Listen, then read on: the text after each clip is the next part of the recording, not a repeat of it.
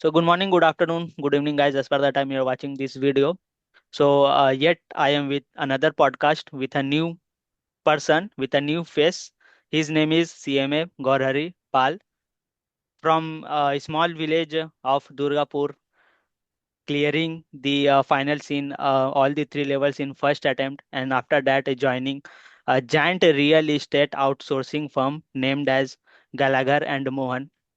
His journey is I'm sure is going to inspire you a lot. Means lots of hustle he has done in his journey throughout his life, right, Gaurari? So let's begin without wasting Yes, a yes, single minute. So Gaurari, a warm welcome to my YouTube channel, and lots of audiences, lots of viewers, whether the CMA aspirants or the working professionals out there are watching to you. So how is your feeling right now? first of all, thank you for inviting for the. It's a pleasure to have here और अच्छा लग रहा है। हम लोग दोस्त कुछ कर रहा है तो उसको सपोर्ट तो करना चाहिए और ये चीज तो बनता था हम लोग का तो प्री डिसाइड था। यस, लेकिन बाय द वे गौरव, ये प्री डिसाइड नहीं था कि कोई आप लोग का ग्रुप से जैसे कि मैं उठूंगा, पॉडकास्ट शुरू करूंगा। बट पॉडकास्ट शुरू करने का ना मेरा एक इंस्पिरेशन है, वो है mister Raj Shamani. I means really I admire him a lot, means in my personal life as well. Whenever I get the free time in my working life, I mostly go through his podcasts videos. सो मेरा ये था motive कि हाँ चलो, एक CMA clear कर लेने के बाद, अपना ग्रुप फॉर्म कर लेने के बाद मैं रीच आउट करूंगा, आस्ते आस्ते प्रोफेशनल्स लोगों को लाऊंगा। फिर अपना भी थोड़ा एक ना इंस्टीट्यूट का एडवर्टीजमेंट्स होगा, जहाँ पे आई थिंक कि काफी लैक होता है इंस्टीट्यूट हाँ। हमारा। तो तो फिर मीन्स सिंस आप यहाँ पे हैं, हमारे साथ है, अपना लाइफ जर्नी शेयर करने वाले हैं, तो कुछ ऐसा बताइए अदर देन सीएमए कि मीन्स मुझे भी नहीं पता हो। Means since we are more than means 3 to 4 months together, right? तो कुछ ऐसा बताइए कि मुझे भी हम्म। ऐसा ना पता हो, और अपने ऑडियंस को भी वो काफी एक्साइट करे और इंस्पायर करे।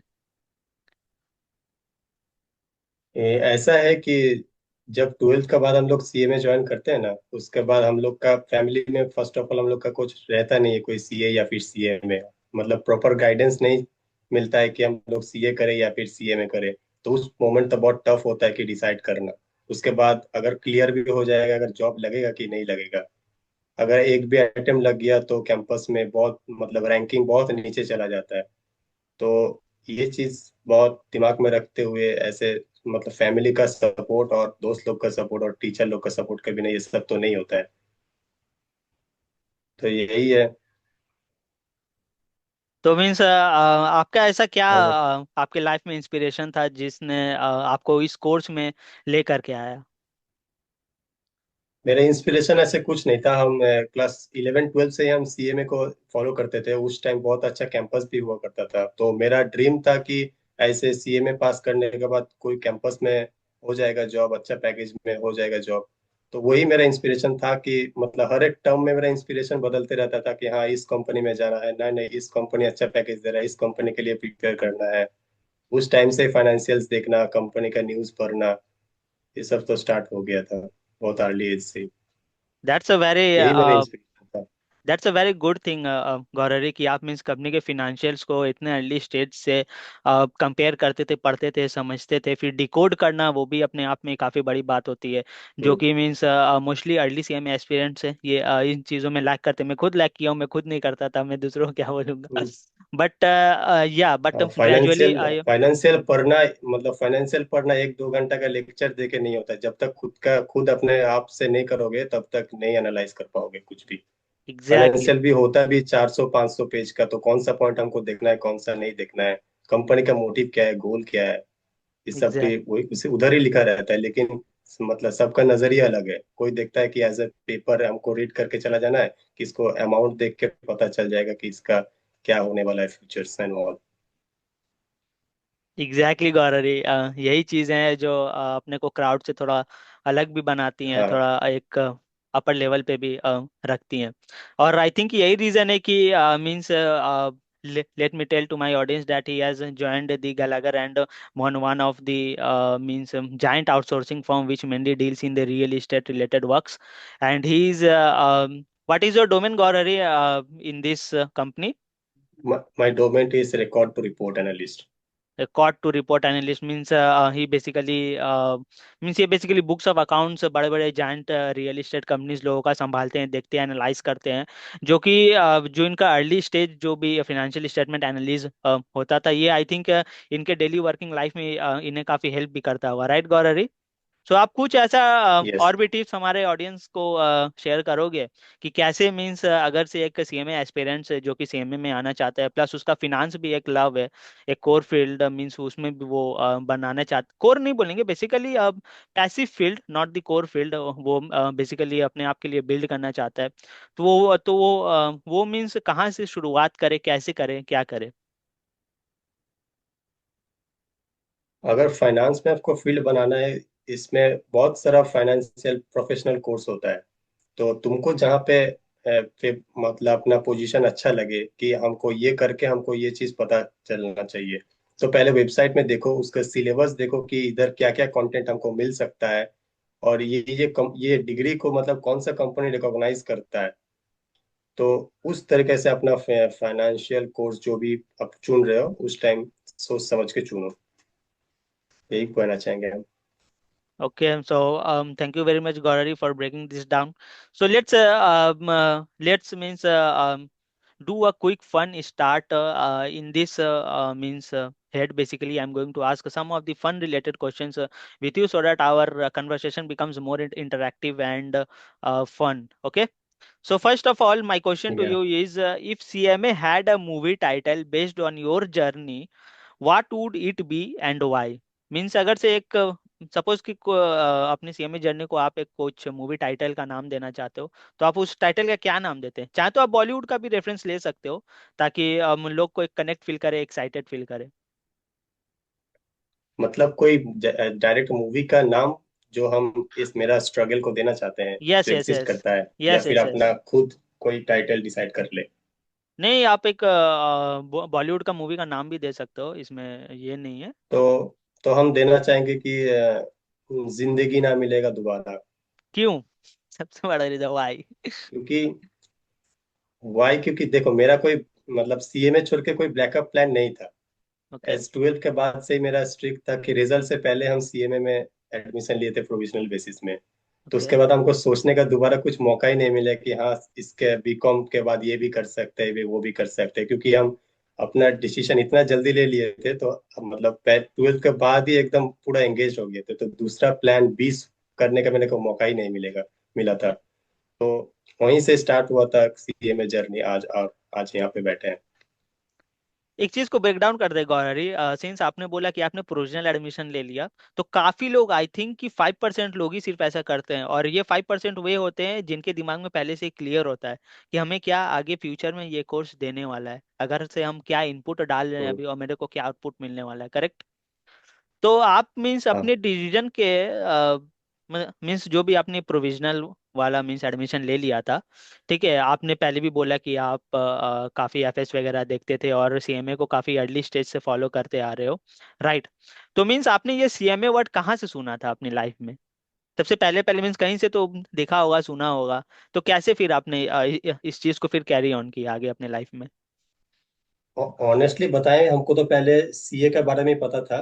तो हम्म। सीए का जब देख रहे थे यूट्यूब में कि कैसे इसका फीस स्ट्रक्चर कितना है, कितना ड्यूरेशन लगता है, सब्जेक्ट क्या क्या है, उसके रिकमेंडेशन से हमको सीए और सीएमए और सीएस का भी कंपैरिजन देखने को मिला था। ओके। तो वहीं से हम देखे कि सीए सीएमए सीएस का सीएस तो मेरा जॉनर से पहले ही बाहर था, क्योंकि वो ज्यादातर लॉ एंड लीगल पर्सपेक्टिव में जाता है। तो हमको ये ओके। सीए एंड सीएमए में बहुत कंफ्यूजिंग था उस टाइम में। ओके। तो और सीए को मेरा लगा था कि बहुत ड्यूरेशन भी है, और हम जिस जिस स्टेट से आते हैं या फिर जिस टाउन से भी आते हैं, उधर उतना भी पॉपुलर, मतलब उतना पॉपुलर तो है, लेकिन वहाँ पे ऑफलाइन कोचिंग या वगैरह, हमको पहले तो ऑनलाइन कोचिंग के बारे में पता नहीं था कि इधर जेन्युइन होता भी कि नहीं है। हमको लगता था कि सिर्फ यूट्यूब ही होता है। ओके। तो हम देखे कि सीएमए का ऑनलाइन में भी बहुत सारा फाउंडेशन तो पूरा का पूरा फ्री था।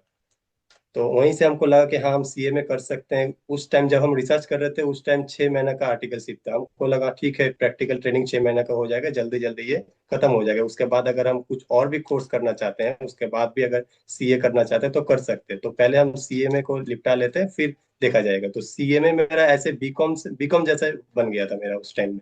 ठीक तो है। हम सीएमए को चूज कर लिए, दैट्स क्योंकि वेरी। ड्यूरेशन कम लग रहा था और कोर्स भी अच्छा था। फिर हम सीधा पहुंच गए थे एकदम एंड में। एंड का रिजल्ट क्या होना है, कर तो रहे हैं, लेकिन एंड का रिजल्ट क्या होगा। फिर हम कैंपस पोर्टल में गए, देखा कैंपस पोर्टल में अच्छा पैकेज वगैरह सब कुछ दे रहा है। तो यहीं से मेरे को सीएमए का ज्यादा अट्रैक्ट किया। तो फिर आगे आपने ऐसे ही जर्नी कंटिन्यू किया एंड फाइनली यू हाँ क्लियर्ड ऑल द हाँ। Levels in first attempt. ये that's very good and thank you Gauri for sharing this. I think ये काफ़ी लोगों को मीन्स डिसीजन मेकिंग करने में भी हेल्प करेगा आपका ये चीज़ जो आपने हाँ प्रोविजनल के बारे में बात किया, कैसे क्या करना है आगे। Okay, so let's move on to the second question. So, what is one myth about the first attempt qualifiers that you want to break today? Means ऐसा क्या मिथ है? कोई मिथ मिथ। है भी या नहीं है? आप कुछ भी अपने हिसाब से बोल सकते हैं। नहीं, मिथ तो ऐसे मिथ तो नहीं है। अभी तक सब लोग जान चुका है कि मतलब सीए ऐसे क्वालिफाई कर रहा है हर एक टर्म में 2000 से भी ऊपर बच्चा है। लेकिन कैंपस तो 2000 बच्चे को नहीं हो सकता है, कोई 100 200 ऐसे ही होता है। इस बार का तो और भी नीचे डाउन गया, मार्केट सिचुएशन ऐसे खराब था इसलिए। तो मिथ यही है कि फर्स्ट अटेम्प्ट आएगा तो इसका तो जॉब पक्का है, इसका तो पीएसयू पक्का है। जॉब तो यस। सबका पक्का है, लेकिन पीएसयू पक्का है ये एक मिथ है यस, जो हम सबसे बड़ा तोड़ना मिथ है चाहेंगे ये। आज। तो फिर हाँ। हाँ, और आप आगे कुछ इसमें ऐड ऑन करना चाहेंगे अपनी ओर से? नहीं नहीं, यही मिथ हमको लग रहा है अभी तक तो, और तो कुछ मिथ है नहीं। कि मतलब फर्स्ट अटेम्प्ट। लेकिन जॉब तो सभी को मिल जाएगा, तुमको फर्स्ट अटेम्प्ट हो या फिर मल्टीपल अटेम्प्ट हो, जॉब तुमको मिल जाएगा। लेकिन फर्स्ट अटेम्प्ट यही हेल्प करता है कि तुम्हारा कैंपस में हर एक कंपनी एमएनसीज में या फिर स्मॉल कंपनी में तुम्हारा शॉर्टलिस्टिंग तो आ जाता है। Okay.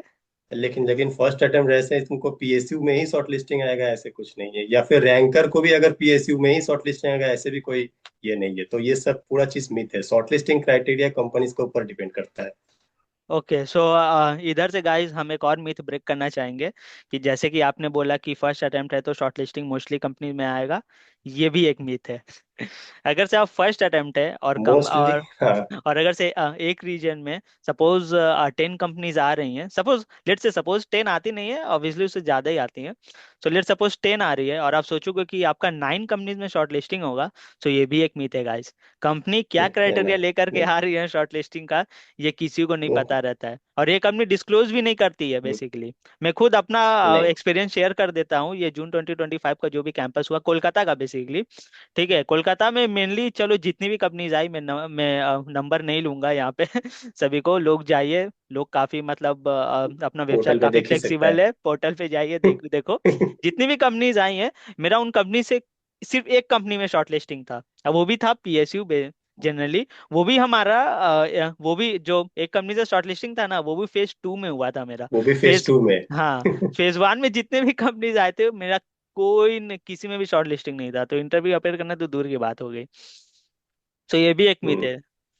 Okay, so Gauri, thank you for breaking this myth as well. And moving to the next question, and with this question, we will end our fun start. So, last question of this means ahead is, if you had to describe CMA preparation in one word, what would it be? In what word I would like to say consistency. Consistency is the key. You have to prepare daily basis. If अगर तुमको लगता है कि हम एक दिन छुट्टी ले रहे हैं, तुमको अगले दिन 2 दिन का तैयारी एक ही दिन में करना चाहिए होगा। कहीं पे घूमने का प्लान बनाओ, लेकिन प्लान से पहले कैंसिल कर दो, ताकि हम लोग को मतलब ये मोटिव रहना चाहिए। हाँ इतना उसके बाद ये कर लेते, ये सब्जेक्ट करने के बाद घूमने जाएंगे। तो उस टाइम फिर ऐसे सब्जेक्ट आ जाएगा, फिर वो घूमने जाना भी कैंसिल कर दो। मतलब ऐसे कंसिस्टेंसी रहना चाहिए, तो आपका एग्जाम भी क्लियर हो जाएगा, फर्स्ट अटेम्प्ट भी हो सकता है। अगर और भी मेहनत करोगे तो रैंक भी आ सकता है। Exactly. यही है, consistency is the key to Yes, success. consistency is the key. This is very good, Gaurari. And also So, I have to say focus. लेकिन hmm, और कहना चाहते हैं और एक फोकस, मतलब आधा से ज्यादा दुनिया अभी तक सब लोग डिस्ट्रैक्टेड है। अगर तुम अकेले भीड़ में से एक फोकस हो जाओगे तो तुम्हारा काम बनते जाएगा। मतलब हर एक चीज लक में भी डिपेंड करता है। लक तभी साथ देता है जब तुम्हारा फोकस, तुम्हारा गोल क्लियर हो। आप कुछ ऐड ऑन करने चाहोगे कि जैसे कि क्या है ना, मोस्टली यूथ्स में ना फोकस का थोड़ा कमी है। मीन्स लोग काफी जल्दी डिस्ट्रैक्ट हो जाते हैं, नो डाउट। पर मतलब एक जगह बैठ करके 10 घंटे पढ़ना is next to hard thing. Okay, so focus हम लोग बिगड़ना जिस जाहिर डिवाइस में सी बात पढ़ते हैं है। वो डिवाइस ही सबसे ज्यादा डिस्ट्रैक्शन है। हम लोग हाँ। जिस डिवाइस से पढ़ते हैं वो डिवाइस ही सबसे ज्यादा डिस्ट्रैक्शन करता है। यस, तो आप मतलब कुछ तो पॉइंट्स पहले ऐसा तो हम शेयर तुमको करने चाहोगे कि फोकस कैसे बढ़ाया जाए, मीन्स। फोकस बढ़ाने की, देखिए सिर्फ ऐसे तुम मेंटली सोचोगे कि हम फोकस बढ़ाएंगे तो नहीं हो जाए होगा।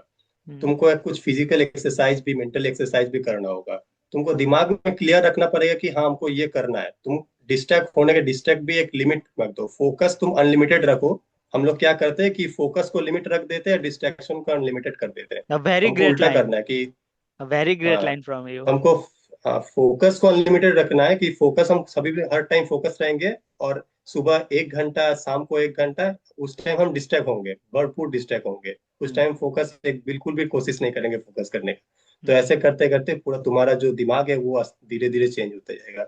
और हम और एक चीज बोलना चाहेंगे, इसका सबसे बड़ा सॉल्यूशन है कि हम लोग कभी का यूथ नहीं मेडिटेशन नहीं करता है। मेडिटेशन करता भी है, अगर ध्यान से बैठेगा तो सोचेगा कि सोशल मीडिया में वो ये बोला था, हमको ये पोस्ट करना है। यस। उसका दिमाग हमेशा डिस्ट्रैक्ट रहता है। डिस्ट्रैक्ट मेडिटेशन भी रहे। वो लोग क्लियर से नहीं कर पाएगा। हम लोग का दिमाग एकदम बिल्कुल एकदम जीरो ब्लैंक कभी नहीं हो सकता है। तो ये चीज को धीरे धीरे प्रैक्टिस करते रहो। इसका सबसे सोल्यूशन है कि मेडिटेशन करो। कभी मेडिटेशन करने का ऐसे सुबह का टाइम में मेडिटेशन मेडिटेशन करो ऐसा नहीं है। तुम कभी भी तुम्हारा फ्री टाइम मिल रहा है तुम करो। बस आंख कोई भी बंद करके मेडिटेशन बस करो, सोचो हाँ, बस फोकस करो अपने अपने अपने अंदर में, सेल्फ पे कि फोकस क्या करो कि करना क्या है, है। क्या क्या यस। किए हैं और आगे क्या क्या करना है। यस। मेडिटेशन से उठ के हमको ये करना है। हर एक चीज का एक टाइम बाउंड रहेगा, तो इससे इसके अंदर ही मेरे को करना है, तो कि सब कुछ बैठ बैठ के जाएगा। Exactly. A great line from you, Gauri. I think most of the CMA aspirants will really get inspired from whatever you said just right now to increase their focus. Okay, let's move towards the strategy and preparation angle. I have named this part. So, first question from this part is how did your study strategy change 1 month before exam versus the first month? In first month I am very much chill, क्योंकि उस time मेरा last group clear रहता है, तो सबका एक boost रहता है कि हाँ अब तो कर लेंगे, क्लासेस लेना है। तो Hmm. क्लासेस का पहले डेमो वीडियो देख लो, Hmm. फिर क्लासेस ज्वाइन करो। हम लोग जब भी क्लासेस लेते हैं, हम लोग पहले ऐसे इनिशियली नहीं स्टार्ट कर पाते हैं उतना फोकसली। Hmm. मतलब टाइम लगता है कि वो पिकअप लाने में टाइम लगता है। पहले इंट्रोडक्शन वीडियो बोरिंग लगता है। सपोज लॉ का क्लास लेंगे तो थोड़ा बोरिंग लगेगा शुरू Hmm. में। Hmm. तो धीरे धीरे उस, मतलब अगर उसमें भी अगर टाइम बाउंड लगा दो कि हमको एक महीना में खत्म करना है, पहले Hmm. लेक्चर खत्म करते जाओ, नोट्स बनाते जाओ। Hmm. ऐसे नोट्स बनाओ कि मतलब टाइम स्पेंड को भी नोट करके रखो। अगर तुम्हारे पास टाइम, मतलब क्या बोलते हैं उसको, कंस्ट्रेंट है, तुमको अगर टाइम लिमिटेड स्पेन, है। अगर टाइम स्पेन को अगर लोग नोट करके रख दोगे कि ये वाला सम हमको इस टाइम में कराया था, तो ये और एक बार रिवाइज करने का जरूरत है। हो सकता है कि बाद में हम भूल जाएंगे एक महीना हम्म। पहले। हम्म। उस टाइम में तुम्हारे पास एक्सेस रहता है, तो उस टाइम वो देख लो। हम्म। और सिर्फ पहले तो रिकॉर्डेड क्लास खत्म कर लो, फिर हम्म। अपना रिवीजन स्टार्ट करो। रिकॉर्डेड क्लास भी ऐसे करो क्योंकि सेकंड टाइम रिवीजन उससे भी कम टाइम में हो जाए हम्म। तुमको। उससे पहले भी अगर चाहते हो तो पास्ट टर्म पेपर पहले ही देख लो कि क्या क्या क्वेश्चन से पूछता है। तो वो भी वही सम सॉल्व करो जो बनता है। ये 6 नंबर का आ सकता है, 6 नंबर का आ सकता है, 7 नंबर का आ सकता है। हम्म। तो उस टाइप के प्रिपेयर करो। और लास्ट 1 मंथ पहले हम बोलना चाहेंगे कि जो तुम की वर्ड, की क्वेश्चन, की पॉइंट मार्क करके रखे थे, और हम्म। सबका एक समरी नोट बनना चाहिए। यही सबका प्रॉब्लम होता है कि नोट्स तो सर लोग दे देता है, उसी को हम लोग कॉपी कर लेते हैं। लेकिन अपना एक समरी नोट अगर रहेगा, तो हम्म। उसमें हम शॉर्ट टाइम में 1-2 मिनट में देख के ही हम लोग वो रिवाइज कर सकते हैं। तो शॉर्ट वही समरी नोट लास्ट 1 मंथ में बहुत काम आता है। उस टाइम वीडियो लेक्चर देखने का भी टाइम नहीं रहता है। अच्छा, काफी ना सीएमए एस्पिरेंट्स कंफ्यूज रहते हैं कि how many number of times we should give the revision towards a single paper. तो मीन्स आप अपने एक्सपीरियंस से कुछ शेयर करने पाओगे इसके ऊपर? वो डिपेंड करता है स्टूडेंट के ऊपर। मेरा जैसे हम 3 बार रिवीजन करते थे। एक बार जब रिकॉर्डेड क्लास देखते थे, हम रिकॉर्डेड क्लास में बहुत टाइम लगाते थे। हम्म, मतलब अगर नहीं क्लियर हो रहा तो रिकॉर्डिंग हम बार बार देखते थे। मतलब रिकॉर्डिंग क्लास ऐसे करते थे, मेरा वन टाइम रिवीजन बहुत तगड़ा था। हम्म, सेकेंड टाइम रिवीजन हम उस टाइम में करते थे जब मतलब सारा सारा सब्जेक्ट कवर हो गया। अब मेरे को सब कुछ एक ही साथ दिमाग में ना निकल ना जाए, तो एक साथ रखने के लिए। और लास्ट टाइम जब रिवीजन करते तो वो एग्जाम से पहले। तो बेसिकली हम 3 बार रिवाइज करने चाहते हैं। अगर स्टूडेंट को बोलना है कि कैसे रिवाइज करना है, वो डिपेंड करता है स्टूडेंट के ऊपर। वो कौन सा प्रेफर करता है, पहले लेक्चर जल्दी जल्दी खत्म कर लो, हम्म, फिर अपने दिमाग लगा के सम्स बनाओ। हम्म। तो डिपेंड करता है। मैक्सिमम बोलेंगे 3 से 4 बार तो रिवीजन करना ही चाहिए एग्जाम से पहले। और पीवाईक्यू सॉल्व करना ये 3 4 में ही आ जाता है कि इसके अलावा है? पी वाई क्यू हम लास्ट मंथ, हम जब एग्जाम के लिए जब तैयारी करते थे, हम्म, उस टाइम ही हम वो सब करते थे। और पी वाई क्यू हम बैठ के एकदम सॉल्व नहीं करते थे, हम ज्यादातर सॉल्व करते थे मतलब कैलकुलेटर में। पुराना सिलेबस वाला। कैलकुलेटर में हम वो वाला सम्स करते थे जो एमसीक्यूज हो में रहता जाएगा। था। पहले देखो, एमसीक्यूज में, एमसीक्यूज तो पी वाई क्यू के ऊपर ही सॉल्व कर देते थे। और जैसे क्या होता है ना, मीन्स जैसे कि सपोज एक एसएफएम का पेपर उठा लेते हैं, ठीक है? तो एसएफएम का हर एक चैप्टर्स में ना इतना नंबर ऑफ क्वेश्चंस है, मीन्स 100+ नंबर ऑफ क्वेश्चंस रहता है बेसिकली। तो स्टूडेंट हम्म। लोग ना वहाँ हम्म। पे भी कंफ्यूज हो जाते हैं कि किस क्वेश्चंस को प्रेफरेंस दें, किसको फिल्टर करें, किसको छोड़ें, किसको पकड़ें, एग्जाम के लिए किसको मार्क करके रखें। तो फिर आप मतलब क्या आइडियाज लगा करके क्वेश्चंस को भी फिल्टर करते थे अपने प्रिपरेशन के दौरान? ये कुछ आप शेयर कर दोगे तो आई थिंक मोस्ट लोगों के लिए काफी ये बेनिफिट हो जाएगा। पूरा सीएमए करिकुलम में अगर कोई सब्जेक्ट सबसे टफ है, वो है paper number 14 S F M. Number भी मेरे को याद है, पेपर नंबर। क्योंकि यही वाला सब्जेक्ट ऐसा है, मेरा एक दोस्त है, उसका मतलब 7 8 अटेम्प्ट तक लग चुके हैं इस पेपर को क्लियर करने में। तो ये पेपर को पहले क्या करना होगा, सिलेबस से पहले ना हमको लास्ट ईयर उसके पास्ट पेपर को एनालाइज करना होगा कि कौन सा चैप्टर के हमको ज्यादा फोकस करना है। जैसे कैपिटल बजटिंग का 2A and 2 B capital budgeting का ही आता था। तो हम्म, ये मान के चलो कि 14 नंबर मेरा कैपिटल बजटिंग का ही आएगा। हम्म, हर और ये भी है, अगर जो सिलेबस 2022 में देखा जाएगा, हम्म, देखा जाए तो उसमें देखिएगा कि जो क्वेश्चन वो लोग, suppose 2A and 2 B capital budgeting का है तो कैपिटल बजटिंग का ही आएगा। हम्म, अगर 3A अगर सपोज कर लो मेरा सिक्योरिटाइजेशन से आ रहा है तो उसी से आता है। तो हम्म, ऐसे करके प्रिपेयर करो कि कौन सा वाला क्वेश्चन सीएमए को हिट कर रहा है, ये वाला ज्यादातर पूछ रहा है। हम्म, उस क्वेश्चन को पहले मार्क कर लो कि यही वाला पूछने वाला है, उसमें ऐसे तैयारी करो। और एक चीज हम लोग के एसएफएम में ये दिक्कत होता है कि कहाँ से शुरू करें। मतलब क्वेश्चन तो बैठ जा रहा है, ऐसे ऐसे हाँ, करना है, हम लोग को स्टेप ही हाँ, भूल जाते हैं। क्योंकि हम लोग एक बार सॉल्व करते जब टीचर क्लास में कराते थे, हाँ, उस हाँ, टाइम करेक्ट। और उसके बाद हम लोग ऑडिट करके चला जाते हैं कि हाँ ये तो आता है, ये तो आता है। फिर Yes, एग्जाम में बैठ के ये हो जाएगा, चला शुरू कहाँ से करते थे हम लोग, कौन सा yes, स्टेप पहले करेंगे। तो स्टेप रिमेम्बर करना भी बहुत बड़ा एक है। मतलब दिमाग में रखना पड़ेगा कहाँ से स्टार्ट करेंगे, और आंसर कहाँ निकलेगा मेरा। क्या क्या चीज पहले ही हमको कैलकुलेट करके रखना होगा, ताकि मेरा फॉरेक्स का जो जो पूछ रहा है वो खत्म हो उस टाइम में। और एसएफए में एक एक क्वेश्चन भी टाइम लगता है कि 20, अगर घर में फर्स्ट टाइम करने बैठोगे तो आधा घंटा एक ही सम में चला जाता है। तो हम हम्म, लोग का सीएमए के अगर टाइम बाउंड में देखा जाएगा तो उस टाइम में बैठता था कि एक क्वेश्चन मतलब 2A का 15 मिनट में होना चाहिए, या फिर दोनों मिला के आधा घंटा के अंदर होना ही चाहिए। नहीं तो हम्म, तुम्हारा पीछे वाला मिस हो जाएगा। हम्म, और एक टिप देना चाहेंगे एसएफएम के लिए स्पेसिफिकली, हम लोग ज्यादातर थ्योरी पोर्शन में फोकस नहीं करते हैं। कि थ्योरी फोकस में अगर फोकस एग्जैक्टली। करोगे तो थ्योरी बहुत टाइम टाइम ज्यादा नहीं लगता है उसमें। हाँ, अगर और तुम अगर 40 नंबर पॉइंट आपको करोगे दे तुम्हारा कर जाता पंद्रह है मिनट एग्जाम में। हाँ हाँ देकर जाएगा, और हाँ, तुमको आता भी है। और थ्योरी सब्जेक्ट का ज्यादा पढ़ना भी नहीं पड़ेगा, 2 3 चैप्टर से ही वो लोग हम्म, थ्योरी क्वेश्चन पूछेगा। और उसमें टाइम भी बहुत सेव करता है, ताकि तुम्हारा फॉरेक्स हो या फिर कैपिटल बजटिंग हो, ये सब का सम्स में टाइम अगर लगेगा तो हम्म। थ्योरी तुम्हारा कवर हो जाएगा। तो मतलब एक यही है जनरल एसएफएम का आइडिया, स्ट्रेटेजी। अपने सेम एक्सपीरियंस के लिए ये है कि आप लोग पीवाईक्यू एनालाइज करो, उसमें देखो कि हमारा कौन सा सेट में किस चैप्टर से क्वेश्चंस आ रहा है। ठीक है, फिर आप उस चैप्टर को ज्यादा ध्यान दो, अगर से उसमें ज्यादा नंबर ऑफ क्वेश्चंस है तो आप ऐसे करके फिल्टर आउट करो, राइट गौरव? हम्म। और हाँ। अगर ज्यादा नंबर ऑफ क्वेश्चंस भी है चलो उस चैप्टर में, तो वो आपको ना अपने आप समझ में आ जाएगा by doing a lots of practice. Right. अगर से आप 2 बार रिवीजन दे के बाद थर्ड टाइम हम्म, में जाओगे ना, तो आपका गट खुद बोलेगा कि ये चलो बहुत इजी है, ये एग्जाम में आने ये लायक नहीं आएगा। है। नहीं जब आने लायक है, हाँ, अगर इजी है तो जब भी नहीं तुम आएगा। सम्स देखोगे तुम्हारा हाँ दिमाग में ही तुम प्रेडिक्ट कर लोगे कि ये वाला हाँ क्वेश्चन तो इस बार आएगा ही आएगा। हाँ एग्जैक्टली exactly। तो ऐसे करके आप लोग ऐसे फिल्टर मेरे आउट साथ कर बहुत सकते हैं। कुछ हुआ है। हम जो मार्क करके गए थे कि हाँ ये वाला तो आएगा ही आएगा, मतलब दो तीन चार गो हम मार्क करेंगे तो एक तो आ ही जाएगा, मतलब इस तरीके का प्रेडिक्शन भी काम आ जाता है अगर तुम पास्ट टर्म पेपर को एनालाइज ठीक से करोगे तो। हम्म, ये है मीन्स बहुत ही करेक्ट चीज। Okay so moving ahead, moving forward, Gauri, one topic you feared initially but later become your strength in your preparation। Means ऐसा कौन सा पेपर बोल लो चलो कि आप काफी फियर करते थे, फिर बाद में काफी सारा प्रैक्टिस करने के बाद आप उसको अपना स्ट्रेंथ बना लिए, और काफी अच्छा आप एग्जामेशन भी लाए होंगे आई थिंक उस पेपर में, मेरे को क्या पता, आप शेयर करो।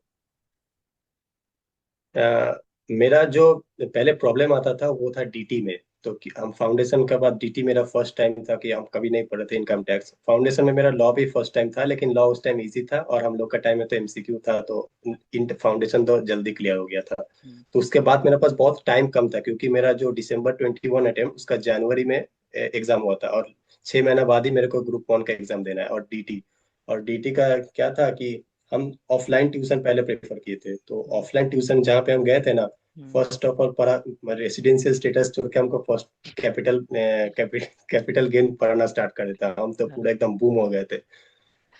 हम मतलब दो दो क्लास चलता था मेरा, मतलब एक बैच में कैपिटल बजटिंग करता था और एक बैच में हम रेसिडेंशियल स्टेटस करता था। अच्छा। तो ऐसे करके हमको मेरा ज्यादा डर लगता था इसमें टैक्स में। और फिर तो टैक्स इंटरेस्टिंग लगने लगा, फिर यूट्यूब में उस टाइम भी बहुत सारा फ्री लेक्चर्स आता था, तो यूट्यूब में देख देख के हम मेरा बेसिक को स्ट्रॉन्ग किए। और फिर तुमको मजा आने लगा कि ये तो सब्जेक्ट बहुत रियलिस्टिक है। हम्म, फिर हम फिर हम खुद, मैं उस टाइम मेरा पैन कार्ड भी नहीं हुआ करता था, हम इंस्टेंट पैन बना लिए। फिर अपना ये स्टार्ट कर दिए। फिर पापा का भी लॉगिन नहीं था, पापा का लॉगिन कराए। फिर एआईएस देखना स्टार्ट कर दिए, मतलब प्रैक्टिकल भी करते रहते थे। और मेरा थियोरिटिकल भी जो पेपर सब्जेक्ट में हम लोग पढ़ते थे वो भी एक साथ में करते थे। तो हमको टैक्स बहुत, इनकम टैक्स बहुत बढ़िया लगता है अभी तो। पहले तो बहुत फेयर था कि हम कर पाएंगे कि नहीं कर पाएंगे इतना। so with this question I am going to end our strategy and preparation part. One last question from this part to you, Gaurari, is at what exact point did you feel confident that yes, I am going to clear this attempt? हर एक attempt में, मतलब last एक month में जब भी हम prepare मेरा and हो जाता था, अब जब भी एग्जाम के लिए फॉर्म भरते थे उस टाइम बहुत टेंशन रहता है क्या मेरा एग्जाम फॉर्म तो भर दिए और 60 डेज में कवर कर पाएंगे कि नहीं, क्योंकि 60 डेज पहले हम लोगों को शायद एग्जाम फॉर्म भरना है। तो उस टाइम हम्म, मतलब थर्ड रिवीजन हम लोग स्टार्ट कर देते हैं। जब भी एक राउंड मेरा कंप्लीट हो जाता कि हाँ इस बार मेरा हो गया है सारा रिवीजन कंप्लीट, उस टाइम मेरा कॉन्फिडेंस आ जाता, हाँ भाई इस बार तो क्यों हो जाए, मतलब हो ही जाएगा।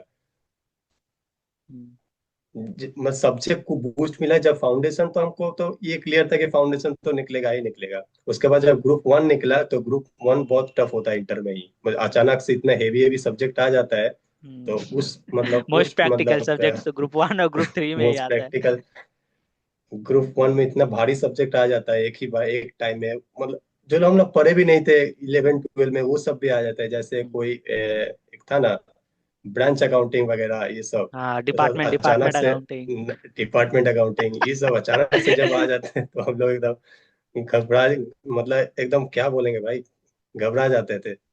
तो ग्रुप 1 जब क्लियर हो उस टाइम तो मेरा कॉन्फिडेंस आ गया था, हाँ ग्रुप 1 हो गया मतलब ग्रुप 2 तो हो ही जाएगा, ज्यादातर हम्म, तो हो हम्म, जाता है। फिर हम्म, बारी आया तो आर्टिकलशिप के बाद, आर्टिकलशिप में ऐसे फंस गए थे कि मेरा एक अटेम्प्ट भी छूट गया था कि हम दिसंबर में नहीं, चलो जून में देंगे, नेक्स्ट हम्म, मंथ 6 महीना बाद देंगे। तो वहाँ मेरा अटेम्प्ट एक लॉस हुआ था। हम्म, तो जब भी मेरा ग्रुप 3 भी जब क्लियर हुआ, फिर भी तो ये पता चले ग्रुप 3 क्लियर हो गया मतलब तुम्हारा सीए में ही क्लियर हो गया है। हम्म, फिर तो ग्रुप 4 सबका क्लियर हो जाता है। पासिंग परसेंटेज भी ग्रुप 4 का मेरा पास टर्म में तो 50% शायद था ग्रुप 4 का ही सिर्फ पासिंग परसेंटेज।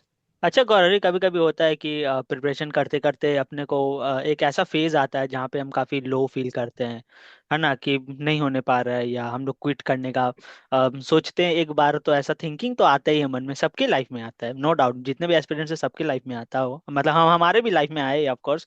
सो मतलब आप उस फेज को ऐसा क्या सेल्फ टॉक बोल करके अपने आप को, उसको मीन्स आप ये करते थे, उसको होता है ना कि ओवर पावर करते थे।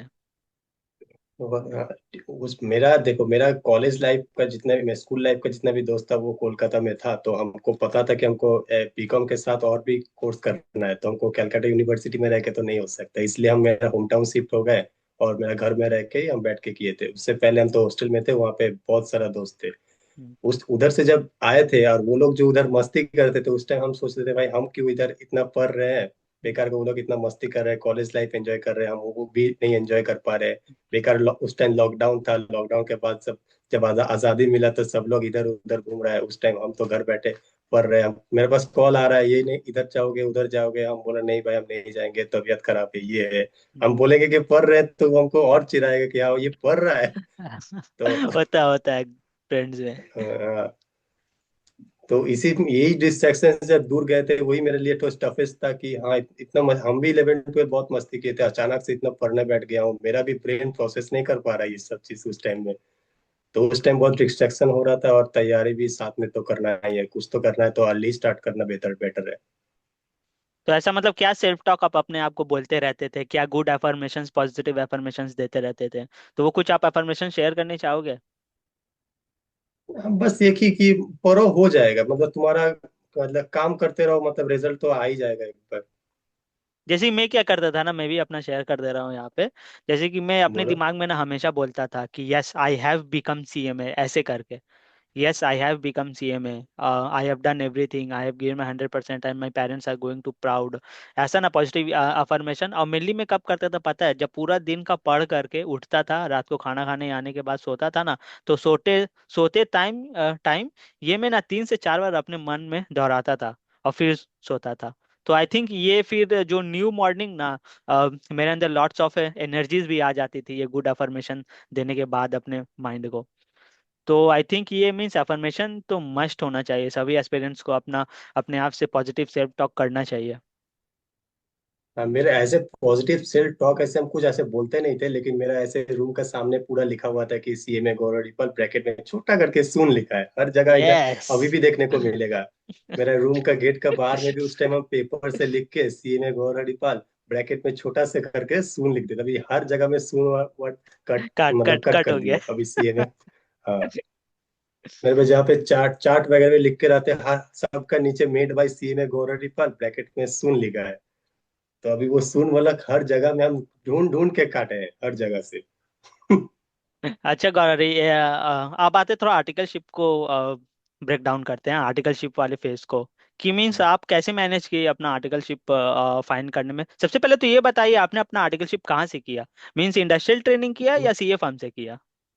नहीं, हम सीए फर्म से आर्टिकलशिप किए हैं। तो तो आप साइमल्टेनियसली हम तो आप मतलब थोड़ा जब सा भी सीए कंपैरिजन फर्म में बताने करते थे पाओगे उसमें हम कि सीए हम्म, फर्म और इंडस्ट्रियल ट्रेनिंग के बीच में क्या कंपैरिजन है, क्या बेनिफिशियल है मींस लोगों, एस्पिरेंट्स को, मींस किस चीज़ को टारगेट करना चाहिए आर्टिकलशिप में, फर्म को या इंडस्ट्रियल ट्रेनिंग? उस टाइम हम सीए में सीए फॉर्म इसलिए चुने थे क्योंकि हम हमको अगर लगा इंडस्ट्रियल ट्रेनिंग में जाएंगे, तो इंडस्ट्रियल ट्रेनिंग में क्या होता है कि हर हर एक डिपार्टमेंट में तुमको दे देता है कि तुमको यही करना है, और हम लोग का तो 15 महीना के 1 साल का ही, ज्यादातर बड़ा कंपनी आएगा तो 12 मंथ का ही इंडस्ट्रियल ट्रेनिंग देता है। तो उसमें तुमको कोई एक पर्टिकुलर डोमेन दे देगा, उसी डोमेन में तुम फंसे रह जाओगे।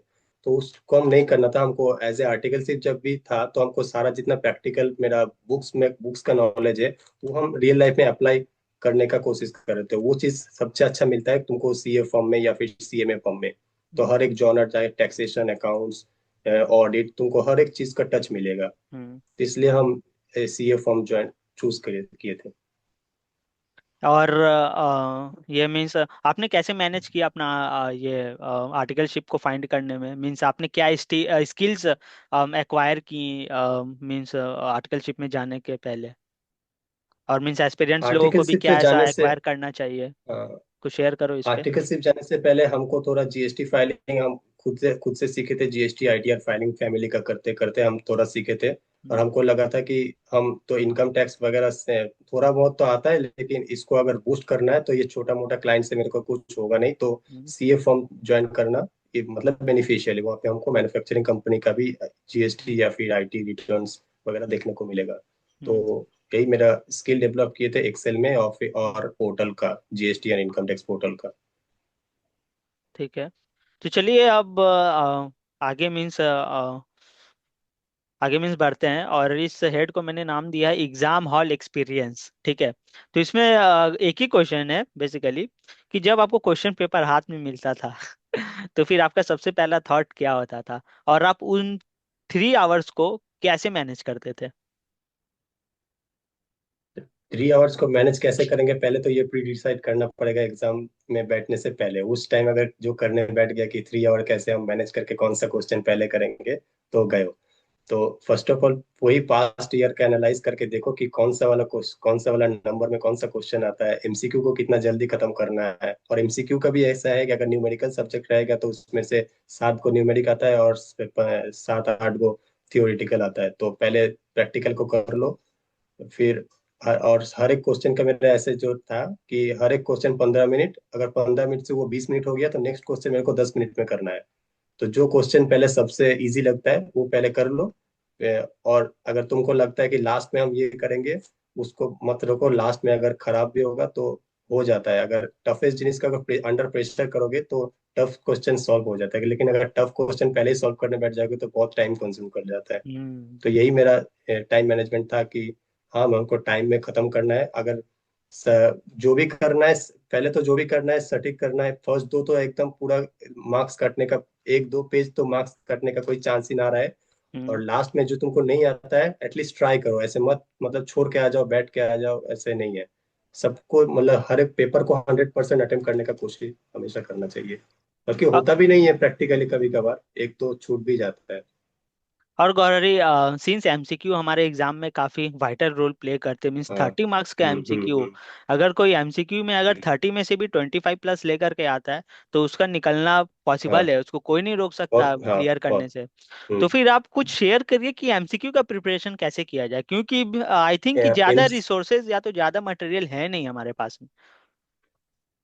एमसीक्यू के लिए आई थिंक मटेरियल तो है, लेकिन ढूंढना पड़ेगा। हम लोग क्या हम्म। करते हैं कि सिर्फ आरटीपी एमटीपी ये लोग को लेके हाँ, बैठ जाते हैं हम लोग। हाँ, पहले तो स्टडी मटेरियल हम लोग छूते भी नहीं है। स्टडी मटेरियल लेते हाँ। हैं, लेकिन लेते हैं कोई फैकल्टी का बुक छूते हैं। स्टडी हम लोग का ज्यादातर जितना भी एमसीक्यू आएगा एक सीएमए हिस्ट्री में, कहीं ना कहीं सीएमए में पहले भी आ चुका होगा। तुम या हम्म, कहीं भी क्वेश्चन आंसर सर्च करके गूगल करो, तो उसका नीचे सीएमए का ही लिंक आता है हम्म, पहले। तो करेक्ट। कहीं से भी मिलता है एमसीक्यू। अभी तो फिलहाल हम लोग का एमसीक्यू बैंक में निकल गया है। एमसीक्यू हम्म, बैंक से बहुत सारा एमसीक्यू आ जाता है एकदम direct, hmm, same to same. मतलब ए पॉइंट में ए है तो एकदम कॉपी पेस्ट ही आ जाता है। तो एमसीक्यू बैंक, एमटीपी, आरटीपी, हम्म, पास्ट ईयर पेपर, और एक पुराना आता था कोई पुराना जब एमटीपी आता था ना 2016 या फिर 2012 बैच का, वो हम्म, पोर्टल में डायरेक्टली अवेलेबल नहीं है, लेकिन तुम अगर सर्च करोगे गूगल में जाके तो वो पुराना वाला भी मिल जाता है अभी भी। हम्म, तो उधर से भी एमसीक्यू करना ठीक रहता है। ये एकदम आपने और करेक्ट एमसीक्यू बोला। के लिए तुमको अलग से टाइम देने का कोई जरूरत नहीं है। तुम हम्म, जब भी अगर फ्री टाइम हो, अभी जैसे तुम रील्स देखते हो उस टाइम तुम एमसीक्यू कर लो। हम्म, एमसीक्यू के लिए तुमको पेन एंड पेपर भी ज्यादा नहीं लगेगा, कैलकुलेटर। कैलकुलेटर से हो जाता है। कैलकुलेटर करने से ही कोशिश करना कि कैलकुलेटर से ही मेरा हो जाए, क्योंकि एमसीक्यू में हाँ। अगर पेन पेपर लगाने बैठ जाओगे तो हम्म, उधर भी बहुत टाइम कंज्यूम हो जाए। हाँ, तुमको तो फिर शॉर्ट थ्री ट्रिक आवर्स आना गया चाहिए। फिर 3 आवर्स गया फिर। 3 आवर्स का एमसीक्यू को तुमको आधा घंटा में एमसीक्यू पूरा कर देना होगा। हम्म। आधा घंटे से भी नीचे, आधा घंटे से ज्यादा लग गया मतलब तुम्हारा टाइम मैनेजमेंट पीछे पूरा बिगड़ जाएगा। मैं और एक चीज एमसीक्यू में ऐड करना चाहता हूँ अपनी ओर से, कि जब आप लोग प्रिपरेशन करते हो ना, मतलब जैसे कि कोई आप एक चैप्टर पढ़ रहे हो, तो उसमें से भी इनसाइड एमसीक्यूज बनता है। ये एग्जाम में हुआ हुआ है, हम लोग के हम्म। साथ खुद हुआ हुआ है। तो आप ऐसे प्रिपरेशन करो, अपने प्रिपरेशन को इतना ठोस बना लो कि अगर उस चैप्टर से कैसा भी एमसीक्यू, चाहे थ्योरी चाहे प्रैक्टिकल, उठ करके आ जाए, तो आप वो करने का क्षमता रखो। अगर इतना आपके अंदर गट्स आ गया ना, तो समझ लेना आप क्लियर हो एग्जाम। मीन्स ऐसा गट्स मैं हम्म। खुद अपने और अंदर बिल्ड किया था। हाँ, प्रैक्टिस कर करके। फैकल्टी बुक तो पढ़ना ही पढ़ना है, उसके बाद पढ़ना ही एक पढ़ना, झलक भी हाँ। होगा तो इंस्टीट्यूट मटेरियल पढ़ लो, ऊपर ऊपर हम्म। से भी अगर पढ़ना है तो पढ़ लो एक बार, वहीं से हम्म। इनसाइड एमसीक्यू तुम्हारा दिमाग खुद प्रोसेस कर लेगा, हाँ यहाँ से हम्म। एमसीक्यू ये वाला एमसीक्यू बन सकता है, तुम हम्म। उसको हाईलाइट कर लो। और एमसीक्यू अगर एक बार अगर कोई भी एमसीक्यू देख लिया तो उसके रिवाइज करने का दरकार नहीं पड़ता है। हम्म। Okay, Gauri. So with this means we are ending our the preparation parts, study part. Now we are moving क्या? towards the career and beyond CMA.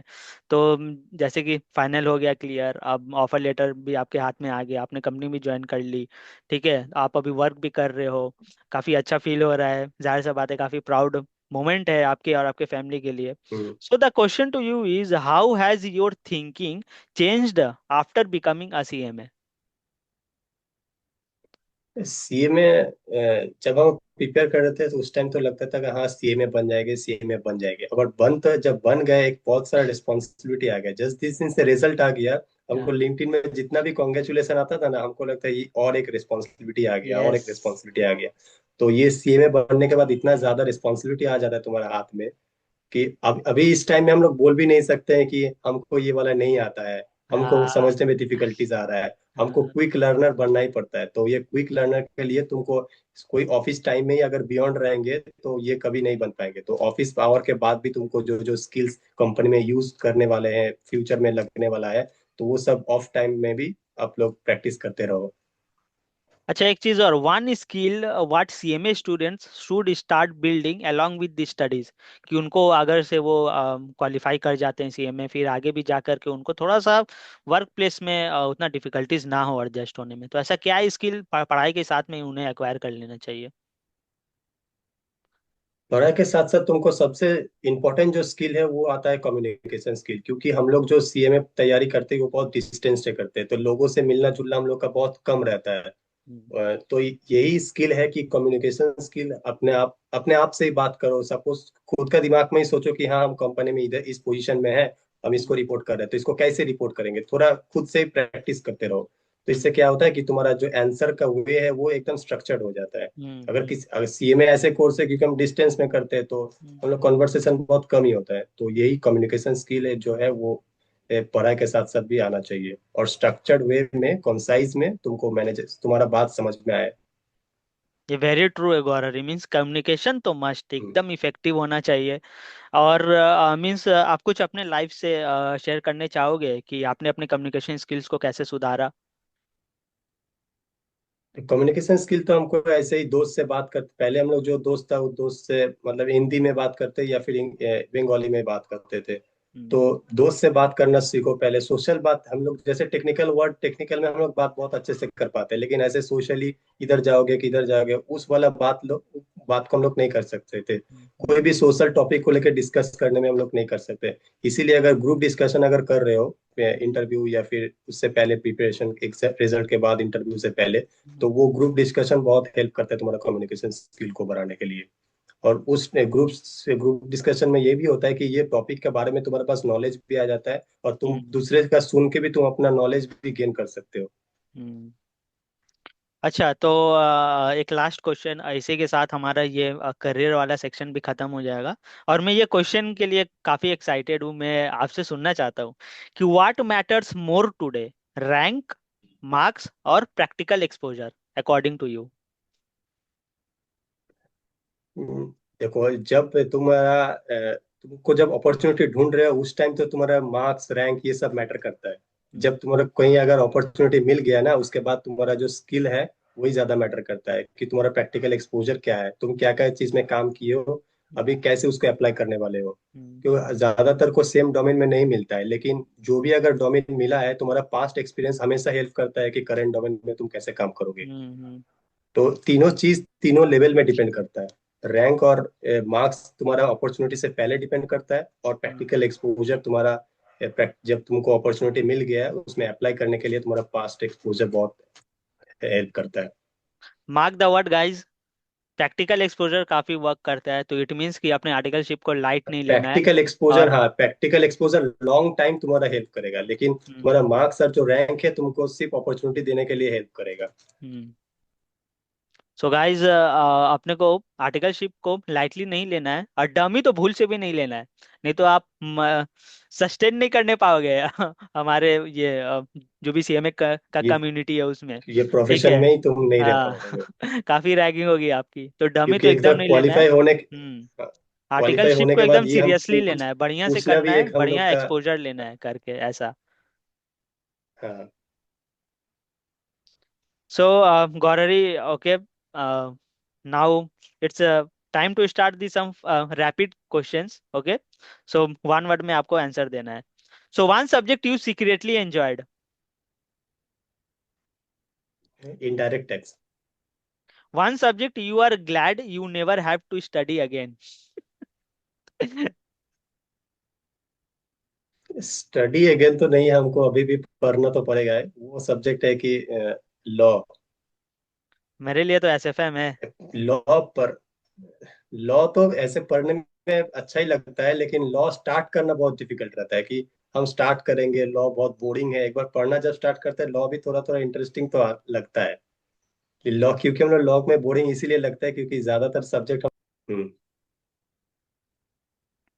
हाँ, जैसे देखो लॉ में पर स्टार्ट करना तो बहुत डिफिकल्ट रहता है कि लॉ में हम स्टार्ट करेंगे, लॉ बहुत बोरिंग होता है। लेकिन लॉ एक बार स्टार्ट करो, लॉ में नंबर भी अच्छा आता है। और हम मेरा जो बोलना चाहेंगे कि लॉ थोड़ा मेरे को लगता है कि और नहीं पढ़ना पड़े तो ही अच्छा है। तो लॉ हम Okay, सब तुम जैसे एसएफएम को दे रहे हो वैसे हम लॉ को देते हैं। okay. So moving towards next, notes or books. What? Notes or notes और books. बुक्स? Hmm. हाँ, हमें नोट्स, हमेशा notes. Morning study or night study. बहुत बहुत इसमें सोचने का वाले नहीं, सुबह भी पढ़ना होगा, रात में भी पढ़ना होगा। रात क्या? में क्या आता है कि मतलब और कुछ काम नहीं रहता सिर्फ सोने के अलावा, तो रात में क्या है तो इफेक्टिव स्टडी रात में होता है। और दिन में माइंड में चलना है कि ये भी करना है वो भी करना है, ऑफिस जाना है वगैरह वगैरह। लेकिन रात में तुम्हारे पास अनलिमिटेड टाइम रहता है, इसके बाद क्या करना है, सिर्फ सोना ही है। ओके. तो हम कैलकुलेटर तो और बहुत है, एक्सेल. दिन में भी पढ़ते हैं, रात में। ओके, कैलकुलेटर और एक्सेल. ऑफिस के लिए एक्सेल या और पढ़ाई के लिए calculator. And one word for our mother institute.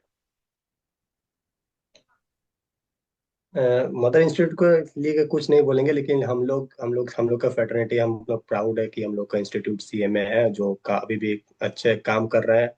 बहुत सारा पीएसयूज वगैरह में हम लोग का डायरेक्टर फाइनेंस, ये इवन सीएमडी भी सीएमए है, तो सीएमए का अपॉर्चुनिटी अच्छा है पीएसयू में। इवन इन कॉर्पोरेट एमएनसीज में भी सीएमए को रिकॉग्नाइज किया जाता है, तो सीएमए इंस्टीट्यूट को इसके लिए बहुत thank you. And with this question we are going to end our podcast today.